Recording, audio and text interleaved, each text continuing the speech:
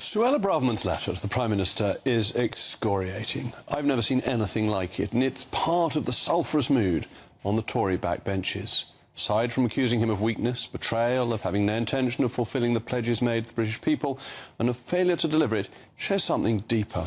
She reveals she supported him because of the following assurances made to her. First, that legal migration would be reduced via reforming student visas and thresholds for work visas. Second, that the ECHR and Human Rights Act would be excluded from operation in small boats legislation.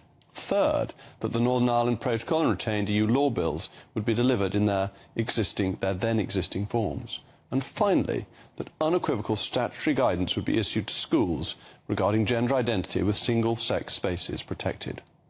Suella Braverman is right. The Prime Minister has repeatedly and manifestly not delivered on these promises. So the question is, did he really make them to her? Because she says in her letter that her support for Rishi Sunak was instrumental in his election. And I happen to know that she's right about that too, because at the time I tried to persuade Suella to back Boris. But in the end she went with Sunak. And I'm pretty convinced that's why Sunak won the race. He owes it to Suella. And tomorrow is a defining day for the question of illegal migration. The Supreme Court will give its judgment on the question of the legality of the Rwanda policy. But if the policy is ruled illegal, serious questions must be asked about leaving the Human Rights Court, or at least not following its judgment. Suella has pointed out in her letter that even if the government wins tomorrow, owing to the Prime Minister's concessions, Rwanda deportations will be subject to months of appeals and legal challenges. Suella was willing to override the ECHR to get Rwanda done, as of course we'd done with prisoner voting rights.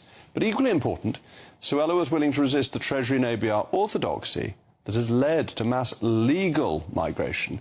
She not only knew that the public didn't want mass migration, but also that it has social and economic consequences.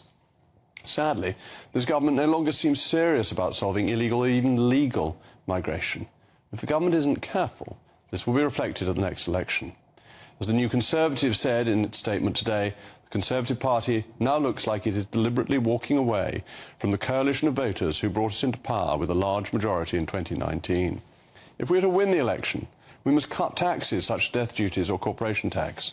We must continue to limit expensive green policies such as the emissions trading scheme and the crazy prospect of an import tax in the form of a carbon border adjustment mechanism. We must stop the votes, and we must bring mass migration down significantly as we promised in 2010.